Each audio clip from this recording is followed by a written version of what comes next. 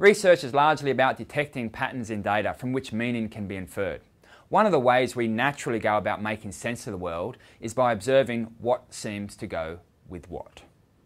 One way to look at detecting patterns in data is through bivariate correlation. This describes the relationship between two variables. For example, does a person's IQ increase with exam scores? Does marital satisfaction increase with the length of marriage? Or how does an additional year of education affect one's earnings throughout their lifespan? These are all examples that correlational research might look at. Now, at the end of today's lecture, you should have a reasonable understanding of what bivariate correlation is, the types of relationships that you can have between these two variables, and a statistical measure of correlation. In other words, the correlation coefficient, also known as Pearson's R correlation coefficient. We'll also talk about some of the assumptions of this Pearson's correlation coefficient. I will also highlight the rule that correlation does not equal causation. Now, bivariate correlation is the simplest type of correlation we can have. It's also the easiest to understand. Now, bivariate simply means two variables. So bivariate correlation is the relationship between two variables.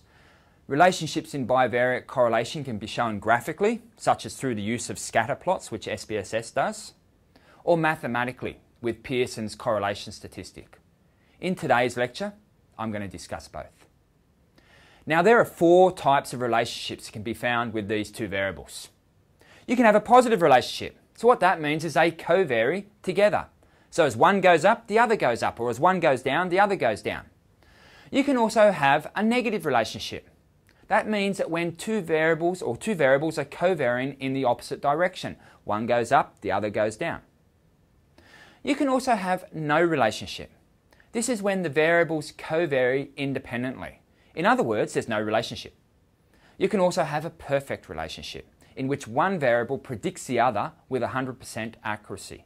Now, these relationships can all be represented graphically, such as with a scatter plot, which is a visual representation of the relationship. Let's look at positive correlation. So this is where two variables move in the same direction. As one gets larger, the other gets larger, or as one gets smaller, the other gets smaller. For example, let's have a look at IQ and academic performance. As one gets larger or higher, then you would expect the other to do also. Or what about work hours and stress? The more we work, probably there's a positive correlation to the amount of stress. So stress goes up. And what about traffic density and road rage? The higher the density of traffic, or the higher the number of cars there are on the road, the more likely there are incidences of road rage. So you can see that they covary in the same direction. As one goes up, the other goes up, or as one goes down, the other goes down. What about negative correlation? This describes a relationship between two variables in which one of the variables gets larger and the other variable gets smaller. For example, exam performance and the hours spent socialising at a pub. You would expect exam performance would be negative related to socialising at the pub, or the hours spent socialising at the pub. What about consumption and alcohol inhibition? As one goes up, or as you consume one, you lose the other. Or measures of extroversion and attention span. As extroversion increases, attention span decreases. So you can see that they covary in the opposite direction. As one goes up, the other goes down. No relationship describes when there's no relationship between the variables. So in other words, they covary independently of each other. So knowing the value of one tells you nothing about the values of the other. So one example might be the time exercise in an exam performance. The amount of exercise you spend exercising tells you nothing about how well you're going to go in your exams. Or something a bit more explicit, the size of your foot is not related at all to your intelligence. So when there's no correlation, the points are spread all over the scatter plot. It looks like there's no relationship. And there's no obvious trend. So knowing the score on one variable, an example would be the foot size, gives you no idea of the other, for example, intelligence. What about perfect correlation? which is another type of relationship that we sometimes, not often, see in social science and psychology, but it's when one variable predicts the other 100% of the time. So you can be perfectly confident that knowing the values of one variable tells you what the other variable is.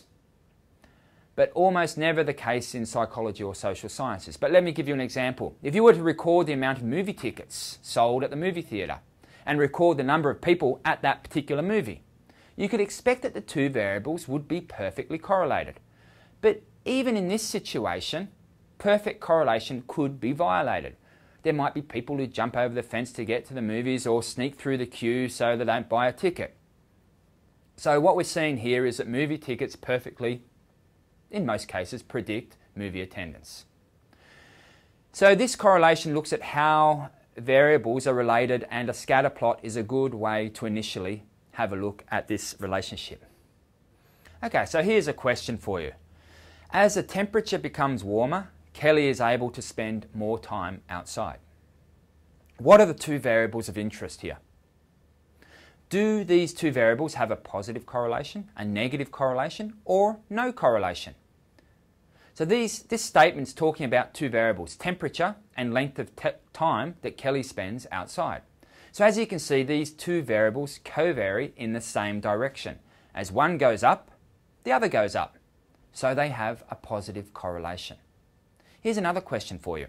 As the number of lions in the jungle increases, the number of antelope in the jungle decreases.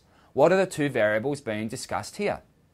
Do they have a positive relationship, a negative relationship, or no relationship? The variables are the number of lions and the number of antelope.